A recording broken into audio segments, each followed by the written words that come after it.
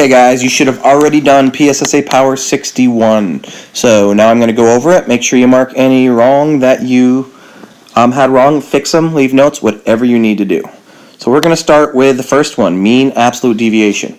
Remember mean absolute deviation. Think of it as a mean sandwich. You have to find the mean of the numbers. Then you have to subtract. Then you have to find the mean of those numbers. So let me write that a little neater. All right, so first, did you find the mean of these 5 numbers? If you add all 5 of them up, they add up to 370.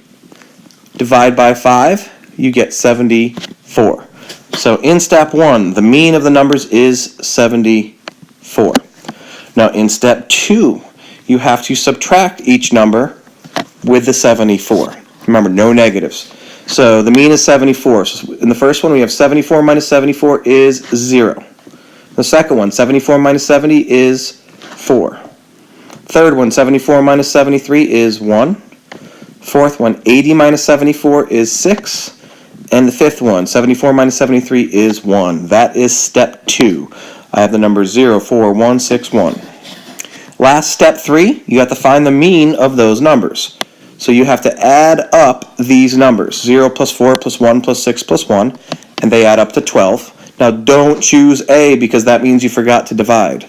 Then I divide 12 by 5, and I get 2.4 for the mean absolute deviation.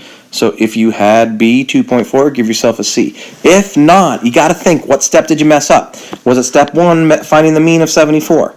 Step 2, did you subtract one of those orange numbers wrong? Or step 3, did you mess up that last step, adding those 5 numbers and dividing by 5? All right, let us go over to the next one, percent proportion. So remember some of the steps for this one. When you do percent proportion, first thing you need to do is write the percent as a fraction. To solve 14 is 25% of what number? So 25% is 25 out of 100. So 25% makes up your first fraction. Now for the second part, I forgot this part. We had a little formula to help us remember. Percent over 100 equals is over of. I forgot to remind you of that. So we already have the percent 25 over 100, but now we need is over of. So 14 is means 14 is our is number. And of what number, we don't know, so that's going to be our variable. Now, to solve this one, I noticed that 25 doesn't divide by anything to get 14 easily.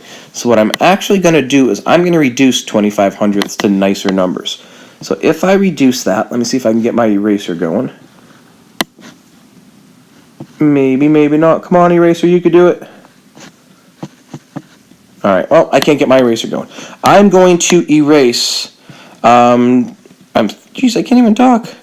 I'm going to reduce 25 1/100ths to 1/4. So that's going to become 1/4. This is just going to make my numbers easier to deal with. Okay, so this is going to be 1/4. Okay, now that I have 1/4, to go from 1 to 14, I multiply by 14. To go to my answer, I have to do 4 times 14. And 4 times 14 is 56.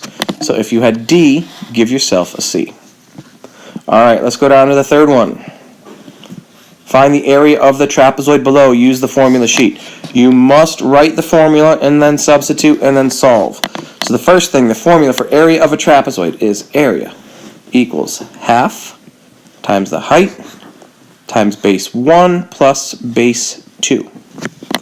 Now next to it, I'm going to substitute. Area equals half times the height, which is 10, times base 1, which is 12, plus base 2, which is 18. Okay. Step 3 would be just type all of that into the calculator.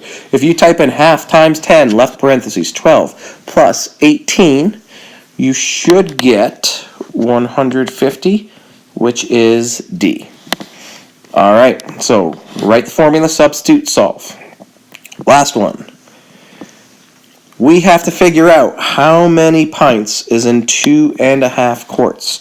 To do this, I am going to use dimensional analysis and write a multiplication problem. So step 1 is to change 2.5 quarts to an improper fraction. Remember to do this. You do 2 times 1, 2, which is 4, plus 1 is 5. So 2.5 becomes 5 halves. And label quarts on top. Now we're going to multiply that by our second fraction. Our second fraction has to come from up above. Since we're dealing with pints and quarts, we want to find the one with pints and quarts, which is here. So that 1 and 2 is going to be our second fraction, but you have to know where to put them. So in dimensional analysis, you want quarts diagonal from quarts. And it says 1 quart is 2 pints. So right there we have our multiplication problem. So let's do some bow tie reducing. So the quarts cancel out. You don't have to worry about those. The 2's become 1's.